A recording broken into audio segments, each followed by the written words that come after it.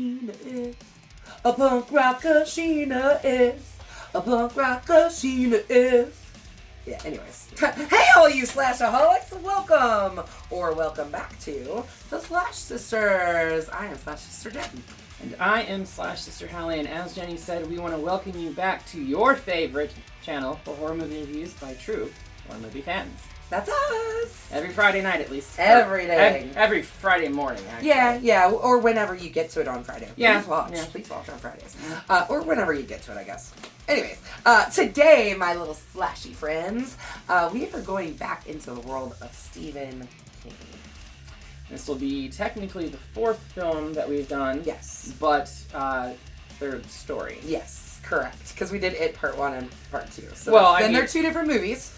We did two different videos. It is two different movies, but it's one full story. Though. Right, correct. Like, the book is one book. It's not like two separate books. No. Not like The Shining and Dr. Sleep. Right, correct. That's right. We are going to talk about another adaptation of King's work, this time into the world of pets. Did you actually know that this is loosely based off real life? Yeah. We'll get into it as we get into the and people coming back from the dead. Ooh. We are talking about Pet Sematary, y'all. So join us where the flesh is living, but the souls have spoiled, and the wrath of God lies beneath this soil. I did it again. Had to take that one for yourself again. Yeah, it's probably my favorite line in that song. Mm. Anyways, another Ice Nine Kills reference. Go figure. No crap. We open our story on the Creed family, Louis, Rachel, and their children, Ellie and Gage. Which, by the way, Ellie is like 8 years old. Like the actress playing her is 8 years old, and she's played by twins, actually, right? Yeah. So but they're 8 years old. And they're playing like a 5-year-old, 5 or 6 year-old. Yeah, she's definitely supposed to be a lot younger. They can't read the sign that says Pet Sematary. Right. Anyway. So I have a lot of problems with at least the girl actress in this because she is piss poor. Yeah. And their pet cat Church, short for Winston Churchill. Right. Yes. Who have just moved from Chicago, Illinois. Good for you for getting out of the state of Illinois. To rural Maine after Louis accepts a job as a local physician. Yep. On the very first day at the house, Ellie goes swinging on an old tire swing, which breaks. She falls. She gets hurt. And while the parents are tending to the 5 or 6 year old Ellie, which right here, it only took one parent to go and check on that 8-year-old girl. They leave the fucking 2-year-old next to a busy highway. 2.5-year-old because he was 31 months old. Right. Yes. Okay. So. And still in diapers. Yeah. Well, I mean, I guess my kids were about that same age when they got potty trained. Anyway, with the parents being completely distracted, the 2-year-old Gage walks out into the road and nearly gets run over by oncoming traffic. Their neighbor from across the street saves Gage, grabbing him off the road just in time. Literally in the nick of time. Mm-hmm. Like seconds. The neighbor is Judd Crandall and is impeccably played by Fred Gwynne, most people know him as Herman Munster. But he is fantastic in this role. I have never heard a Maine accent until I heard his accent, and apparently it's a very strong Maine accent. I didn't even know that was a thing, but that whole that he does makes me, I love this fucking character so much. I love him. I love Fred Gwynne. So in 1989, Fred Gwynne had a full head of black hair. Yeah, he had to dye his hair white. Yeah. For this role. And had to keep dyeing it too. Mm-hmm. The whole time they were filming it. And it looks good too. Do you know how hard it is to make hair white like that? She does. I do know how hard it is to make hair white like that. Thank you very much. And it's not good on your hair. You can tell on the underneath side of some parts of my hair. We won't talk about that. The next day, Judd takes them to an isolated pet cemetery, misspelled with the S as shown on the DVD case here. Yeah. Actually, completely misspelled because cemetery is C-E-M-E and this is S-E-M-A-T-A-R-Y. Because it was set up by kids. Right. in the forest behind the Creed's home.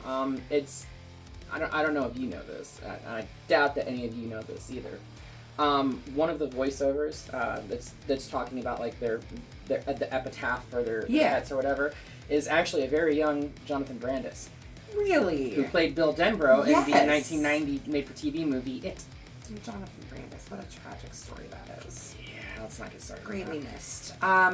He explains that unfortunately, because of the road that runs between their houses, and the trucks that speed down the road with total disregard to anyone around them, a lot of pets have lost their lives, leading to a need for the pet cemetery. Unfortunately. Lewis is at work when a local jogger, Victor Pascal, is brought into the hospital after being hit by a truck.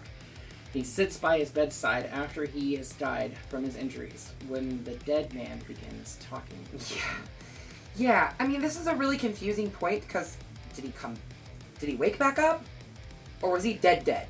He's dead. He's dead. So this is like his first vision of the dead person talking to him. He warns Lewis about the pet cemetery, and then calls Lewis by name, even though they had never met each other before. So, this is where we start to get this kind of supernatural sort of thing happening. Which, if I we read want it to correctly, point out something very interesting about the Creed family. It's rumored, and I think it's actually heavily implied in the source material of the book. Right, in the book. That every member of the Creed family has a link to the Shine, Shining. The Shining. They have the Shine. Right, which is why Lewis can see Victor's ghost. And then then he sees the ghost through a lot of the rest of the movie. Right, and then his daughter actually has basically premonitions of what's happening. Yeah, and multiple times, not just about Victor. No. I mean, it happens multiple times. That night. Come on, Doc. We've got places to go. Pascal's ghost leads Lewis to the cemetery and warns him not to cross the barrier. Lewis awakens from his supposed dream. The barrier was not meant to be crossed. To find that his feet is literally covered in mud and dirt. Yeah. Under the sheets. Yeah, gross. So gross. There I went again. Yeah. But I think feet are gross anyways, but then seeing them covered in mud. I also want to point out that the fucking sheets were stark white. Yeah. And I don't know anybody that sleeps with white sheets. I mean, back then, yeah, but yeah, maybe I not guess. fucking now. So during Thanksgiving, Rachel takes Ellie and Gage back to Chicago to basically just to like see her family. Mm-hmm. That's where they came from, and her family's still there. Lewis decides to stay back behind because he's never really got along with her father. Yeah. And in fact, there's an altercation between them later in the film. Yeah. While the family is gone, Church is apparently hit and killed by a truck or something. And was there dead in Judd's front lawn long enough for him to freeze to the ground. Ugh. Yep. That's Church, alright. Yep. Talk about a gross scene. Like, literally, like, watching him peel a dead cat off the ground was... Right. Realizing Ellie will be devastated, Judd takes Lewis beyond the pet cemetery and deep into the woods to an ancient Micmac burial ground. Yes. Micmac is supposed to be the native tribe of that area in Maine. But that whole fucking jaunt that they take is fucking Holy ridiculous. Hell. And Lewis does it 2 more times. Yeah, he does. So Judd tells Lewis to bury the cat, saying that you have to bury your own. And he warns him not to tell anyone about what they have just done. Yeah, because they're messing with forces that are better left not messed with. You know? The soil of a man's heart, Lewis, is stonier. The next day, a reanimated Church shows up at the house. He now stinks of death and decay. Yeah. Moves sluggish, his eyes glow gold, and is very vicious towards Lewis. He was kind of a little bit mean towards Lewis in the start. Well, I mean... they showed him before he got hit, like, he kind of jumped out at Lewis, so a nice jump scare there. He did take him to go get his nuts cut off. That's true. I don't want Church to get his nuts cut, Daddy. You I don't think I put anything about Missy, the housekeeper, in our script. So let's just go ahead and talk about her real quick. I had not seen this movie. I completely forgot about her character. I completely forgot about her too. I had not seen this movie in a very long time. And as a woman who constantly struggles with stomach aches on a daily basis, the first time that she's on screen, she's like, oh, it's just my stomach. It's all the time, you know. I completely forgot that she has stomach cancer and ends up killing herself. But, yeah, the first time she was on scene, she's like, it's just my stomach. It'll go away. I was like, God damn, felt, girl. Felt. Like, honestly. But yeah, eventually, like, she's the housekeeper. She's helping kind of keep things tidy. She also does have house. kind of thick Maine accent, too. Yeah, she does. But she writes a note, hangs it from herself, and jumps off of a table, ending her life. The note said that she had stomach cancer and she just couldn't take it anymore. So, anyway. I do not have stomach cancer. I just got that hot girl shit, that IBS. I be fitting. Anyways. This is why I can't take her anyplace. Judd explains that as a boy, his pet dog,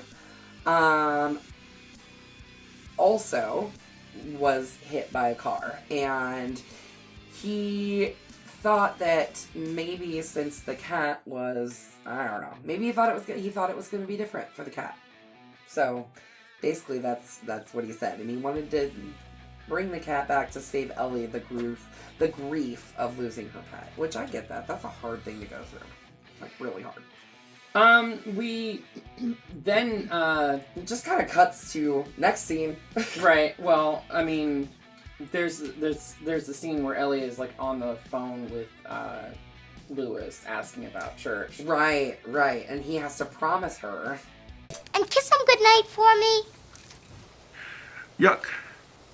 Kiss your own cat. That church is okay. He makes a lot of really bad promises to that little I mean, girl. well, let's face it, he's not exactly father of the year material. No, he's not. But after that, we flash forward a little bit, and we see the family having a picnic, which is clearly like the next year, maybe. Yeah, because, but I mean, Gage doesn't look much older. Yeah, but we were at Thanksgiving, and we just kind of like skipped winter, I think. Right, because there's like watermelon on the table. Right, and, like, I mean, it's a picnic. It's like clearly they're summer. outside. Yeah. It's clearly spring, summer-esque. Yeah. So I'm saying it's the next year. Yes. But they're having a picnic with Judd while Lewis flies a kite, and in one of the most irresponsible acts of parenthood laid to fucking film. Because at this point, they have lived there for probably a year. They know that road is dangerous. They need to be watching their kid diligently. Anyways, even if there wasn't a road there, you need to be paying attention to what your kid's doing. Anyway, they've all let the baby out of their sights long enough for him to run towards the damn road after the kite string that he has mysteriously dropped. Cut 2. A man driving a semi-truck, rocking out to Sheena's Punk Rocker by the Ramones. Cut back to Gage, flying the kite. Cut back to man driving the truck.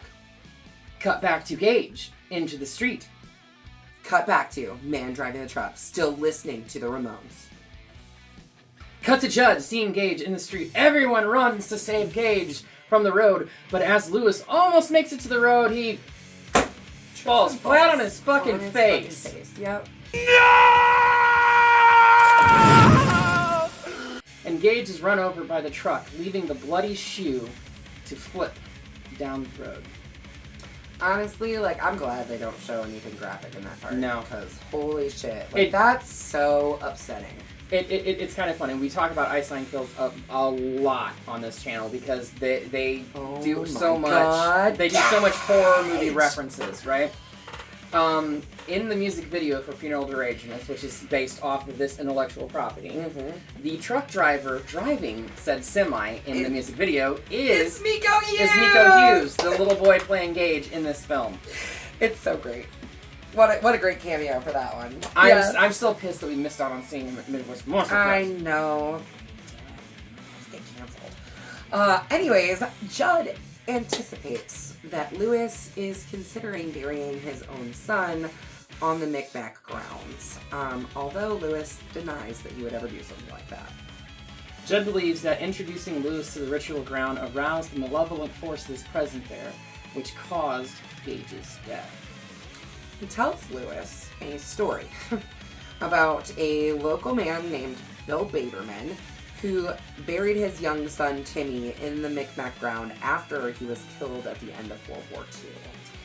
And if you guys have Paramount Plus, it's interesting to note that the Pet Sematary Bloodlines movie that is available there and only there is actually this story. Yeah. Interesting, right? Mm-hmm. David Duchovny plays Bill Baderman. Oh, really? I see. I haven't watched this yet. Bloodlines yet. I haven't watched it either, but yeah. It's been on my list for a minute. Right. Timmy returned as a malevolent entity, terrifying the townsfolk. A group of men, including Judd, tried destroying Timmy by lighting the Baderman house on fire, only for Bill to perish with his son. I heard that slip there. Bateman, Patrick Bateman. Yeah, Baderman. They're really damn close. Anyway, that's a whole other subject. that's a whole nother Ice Nine Kills video. Yeah, it is. Judd insists that the burial ground is evil, and Lewis must not bury his son there. Adding that sometimes Dad is better. And, he makes sure to repeat that. I want to say like 10 times, but Hallie tells me it's only 3. It was 3 in this Sometimes Dad is better. dialogue right here. But yes, sometimes Dad is better. That's my shirt. Sometimes Dad is better. Sometimes Dad is better. Yup. That was my best Maine accent. Don't ask me to do it again. Don't ask me to even try. I'll do the yup part. That's all you get from me. I'm here till Thursday. Try the veal. At the funeral, Rachel's dad literally throws fisticuffs with Lewis, and Gage's casket falls to the floor, revealing a tiny little dead baby. Which is just like, we told you earlier that they didn't like each other. After the funeral, Rachel and Ellie leave for Chicago while Lewis stays behind to take care of any loose ends after Gage's death. Is it ever stated as to why they go to Chicago? Because I'm still trying to figure this out. I don't know. Maybe.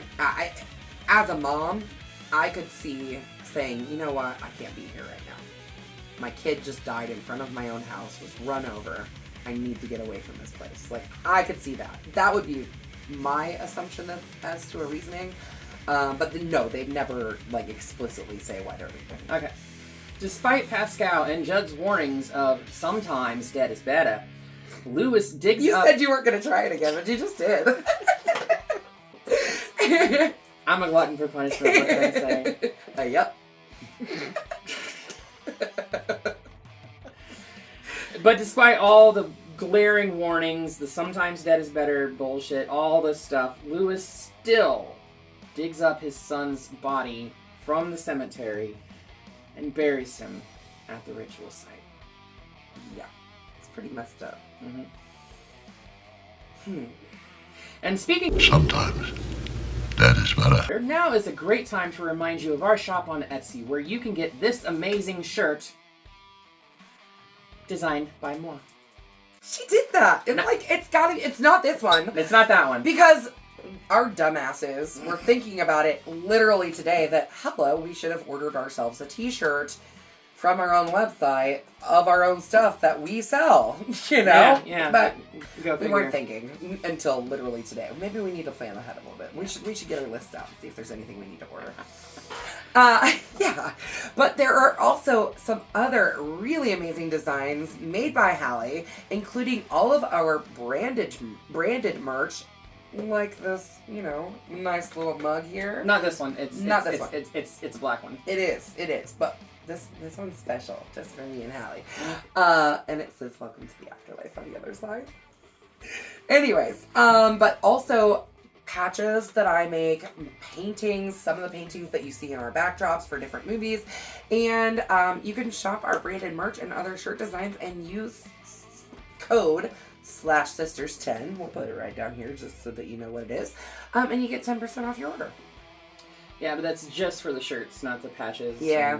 the other stuff. Right. And there is still time to make a purchase to get entered to win our Leatherface Funko Pop, signed by Bill Moseley. Yeah. Yes, we know he did not play Leatherface, but they did not make a Chop Top Pop. There is no Chop Top Pop. One of my favorite things to say, Chop Top Pop. Right. Our friends over at Funko Mafia of Central Illinois helped us obtain this beauty that we are going to be giving away at Horror Fiesta. Yes, ma'am. And 50% of all of our proceedings will be going to Central Illinois Friends, a local nonprofit organization that we try to help out as much as we possibly can. And one last thing before we get back to our review. Every purchase gets you entered, but every $5 or more you spend gets you additional entries. So might as well buy a bunch of stuff. Right. Hypothetically speaking, say you want to, buy a painting of Jenny's that's like $50. Well, guess what? That's 10 entries for that Funko Pop. So got it.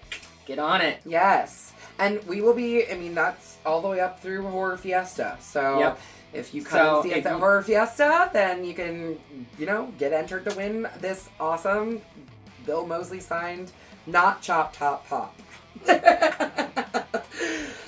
And now, back to your regularly scheduled movie review entertainment. Mm-hmm. In Chicago, Pascal appears to Ellie in a dream and warns her that Louis is about to do something terrible. Pascal? Where do I know that name? Pascal. Pascal? Was she saying Pascal? Rachel is worried by her daughter's dream, but can only reach Judd when she calls, who tells her Louis is not home. Yeah, her parents are like, he probably just went out for a burger or a chicken dinner or something. And let's face it, Maine, it'd be fucking a lobster roll. It would be. God, that makes me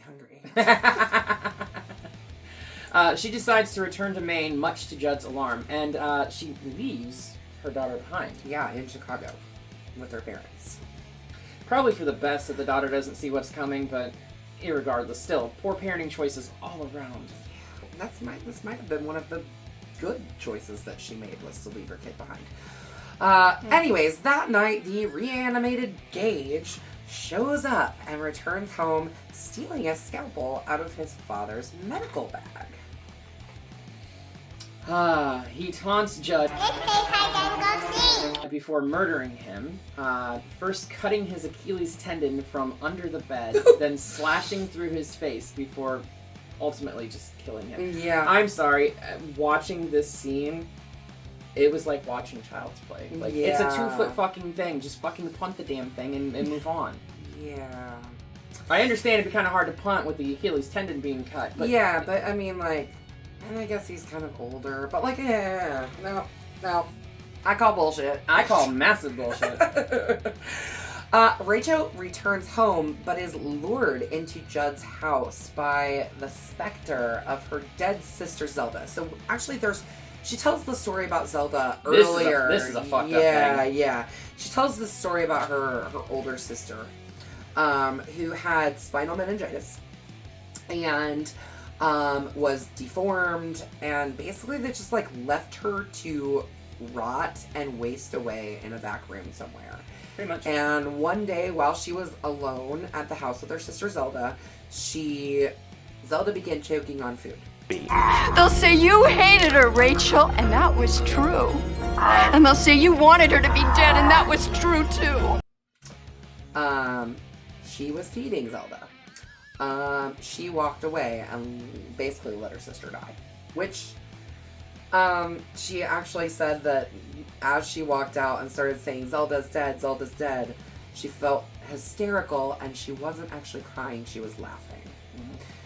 So that's fucked up. Yeah, what's even more fucked up is they could not find an appropriately looking girl to play Zelda, so they actually had a male actor playing the sister because they needed somebody that had a creepier effect. Yeah, which, Zelda's creepy as fuck. Oh yeah.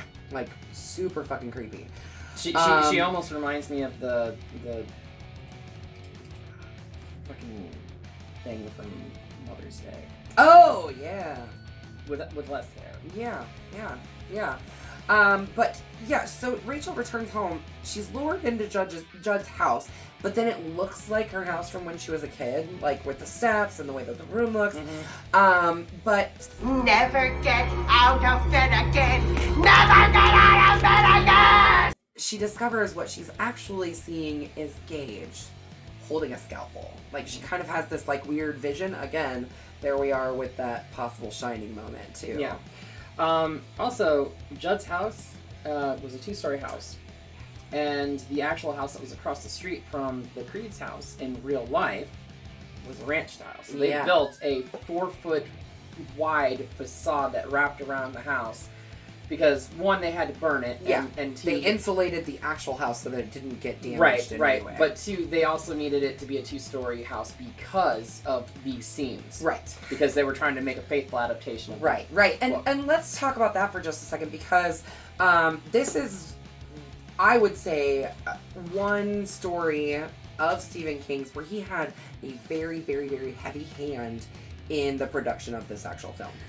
He wrote the script. He was on set a lot, and he also really made them stick faithfully to the book as much as possible. He also stated that this is one of the stories that scares him the most. Yeah, because and it is based on a true story. Right. So his daughter lost their cat at a very young age. It was hit by a vehicle. It was hit by a vehicle. There was a pet cemetery behind the King's family house, just like the Creed's house. Yes, I mean, like, this is very much based on truth here. Right. You know? Right. Obviously. Or some form of truth. Obviously, the cat didn't come back. Yeah. They didn't bury any humans. And I should hope not. Anyway, in shock and disbelief, Rachel reaches down to hug her son, and, he unalives her. Yes, he sure does. Then Lewis wakes up from his sleep. He's just over there sleeping away. I mean, shoot, I guess if I didn't have kids and my wife was gone, I'd probably take think about the trek that he had to haul his dead son up there, and then come back down. Exhausted. Exactly. I don't know how Judd did it. He's significantly older than Lewis. Right. Anyways, he wakes up from his sleep and notices Gage's muddy footprints in the house and finds that his scalpel is missing. Mm-hmm. Receiving a phone call from Gage. First I played with Dad, then Mommy came and I played with Mommy. Now I want to play with you. I'm sorry, but this child at best is 3 years old. Yeah. How the fuck did he work the goddamn phone? Or I don't know, Linus can call people. Has been for a long time, but that's a cell phone. That's a little different. You don't have to, like, dial an actual phone. Right. Or is this another part of The Shining? I agree. But anyway, he receives a phone call from his dead son Gage that says that he's played with Judd and Mommy, and and now he wants to play with Daddy. Yeah. Because they were no fun. Yeah. So Lewis fills 3 syringes with morphine and heads to Judd's house. Outside of Judd's house, he encounters Church, and he kills that damn cat with an injection before entering the house. And it's right now that I want to inform you that no animals were harmed in the making of this film. Even though the cat does look very dead, and it's definitely a real cat in that scene. So they gave it a sedative. They had a vet on set that anesthetized it. Yep. To make it look dead like that, and they had members of the ASPCA were there, right, to make sure everything was done very humanely. Yep, exactly. I think the Humane Society was there as well. Anyways, also, lie down, play dead, be dead. Want to mention that Church the cat was actually played by 8 different cats. All of them had different scenes that they specialized in, whether that be like jumping at things or screaming or cuddling with Ellie because she gets to get cuddled up with her kitty at night. So like they definitely had lots of different cats that had different specialties. Right. I also do want to point out that the golden eye effect was actually in camera trick done because cats have that reflective eyes. So they actually just held a yellow light above the camera which reflected into the cat's eyes. Which is really, really cool. Right. Super cool effect. Lewis finds Judd's body underneath his bed and Gage continues to taunt him. Did you know that that's not actually Fred Gwynne Fred Gwynne? Yeah. Fred Gwynne. But goddamn is that head good. Right. It's a prosthetic head. That's what she said. Sorry. We're still getting canceled. We're still getting canceled. Yeah, that prosthetic head is insane, though. Like, seriously, it's so good. You can't tell. Mm-mm. You cannot tell that that's not Fred Gwynne with prosthetics. Right. Lewis is startled by Rachel's body hanging from the attic before Gage attacks. Yeah. Actually, I mean, it literally just, like, falls out of the attic. Like, it makes it look like she killed herself. Right. So what I find interesting is, like, we've been talking about how, like, Gage should not have been able to overpower Judd. But... And then seeing Gage in the attic. but here's the thing, right? Gage had to haul his mother up into that attic, tie the rope around her neck and everything, and then drop her down. So, clearly, he has some supernatural power. Something. Yeah, something. After a pretty short battle, Lewis overpowers Gage, which, like, I mean, come on, he's a 3-year-old at the most. Like, you should be able to overpower him. And he ends up injecting him with the morphine syringe, and Gage walks away with the most from his dad line. saying, "No fair. No fair. No fair, no fair." And just the way he says it, like, no fair. And he says it twice. He says, "No fair," and then he walks down the hallway. No fair. And it's just, ugh. Ugh. He then proceeds to light Judd's house on fire, leaving it to burn with Gage's body in the building. And Judd. Judd's body's still in there too. Judd makes sense because something could have happened. He could have died from smoke inhalation. Right. Whatever. Right. Okay. But his dead son was in the fucking building. Yeah, who's supposed to be buried in a cemetery plot. Yes. Weird. Anyway. Maybe he thinks because it's so small, like, the Inferno will, like, just get rid of the body altogether. I don't know. Anyway, Lewis, distraught with grief, takes Rachel's corpse up to the burial ground and For trip number 3 to the Micmac burial ground. And proceeds to bury her. Pascal does show up and tries to warn Lewis not to make things worse. But Lewis, in his grief-stricken state to the point of absolute insanity, believes that maybe he just waited too long with Gage and it's going to be different with Rachel. It will work this time. That night, Rachel, bloody and seeping with pus. Oh, God. When it starts coming out of her eye... That was a really cool effect. It was! That was really very, fucking cool. very cool. I gotta give it to him for the effects in this movie. Like, wow. Right. Wow. But she returns to Lewis, and the couple embrace. Rachel takes a large kitchen knife from the counter, and the screen cuts to black before Lewis screams. And that is the end of our movie, folks. The end of this very sad and sordid tale. Right.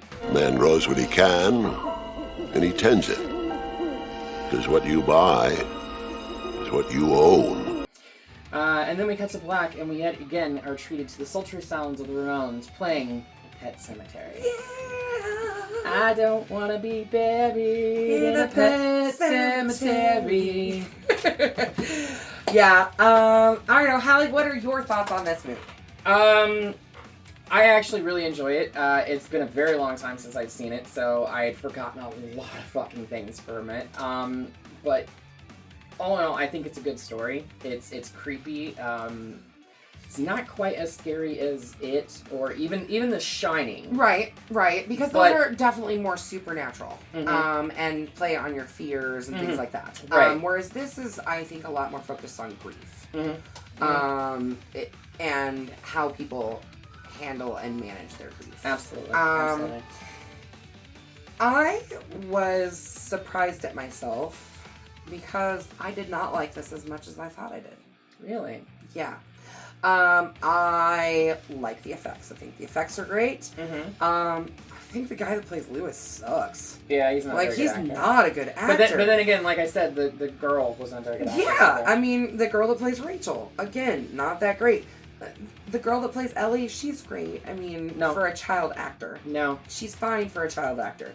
Miko Hughes, though, fucking steals the show. Miko Hughes and Fred Gwynne steal the fucking show. Yeah, absolutely. Honestly, they because make this when whole you fucking think movie. about this film, what are the characters that you remember? You remember Gage and you remember Judd. Absolutely. And why is that? Because of the actors that fucking played them. Yep. And I think that disappointment in the acting ability is what let me down a little bit. I could see I that. love the I could story. totally see that. I think the story's story's good. super creepy. I think that it's told in a way that's smart and like shows that like grief just doesn't stop, and he thinks that he can change it when really, again, sometimes dead is better. Absolutely. I mean, that is the truth. I will give it a Bloody Machete Up because I think that it is a great story with great effects and, you know, some solid acting, super solid acting. But I think there's also like some shit that like kind of brings it down too. But I think that could just be the characters themselves. Absolutely. It's not just the 100%. acting; it's the characters themselves too. So yeah, Bloody Machete Up. But again, I was a little disappointed because I remember really loving it, and I don't think I loved it nearly as much on a second watch as an adult. So 2 Bloody Machetes Up from us to you. And we are going to send this straight back to the pet cemetery. And guess what? Jenny didn't put it in to see what's coming next. Give us a clue, Hallie. We're going into another franchise. Okay. Oh, I know. I know what it is. Because we got a Friday the 13th coming up, y'all. No, we don't. No? Yes, we do. No. Is that not it? But we definitely have one in September. Is it? Yeah. September 13th is Friday the 13th. Huh. But what are we doing next, Tally? It's another franchise. It is Friday the 13th. Okay. It is it? You little turd. Friday the 13th, Part 3 in 3D. She's a brat. And believe it or not, Do you have glasses in there? Well, I mean, besides the ones that are on your hat from when we went to... Oh, no, I don't have glasses. Yes, I you do. Yes, you do. Yep, and they are designed for this. Hell yeah! That's so rad. I love it! Love it! So, make sure you come back next week on Friday the 13th and join us as we break down Friday the 13th 3D, Part 3. Don't worry, you guys don't have to watch the 3D portion because No, let's face no. it, the 3D effects are They're shit, and they don't push the story forward in any way. Anyways, we'll talk about that next week. We'll talk about it in detail. You know we will. But until then, make sure you slash that subscribe button. Stab that like button. And ring-a-ling the grave bell so you don't get buried alive and you keep up to date with everything we're doing on this wonderful little channel. Until then, we will see you all In the afterlife.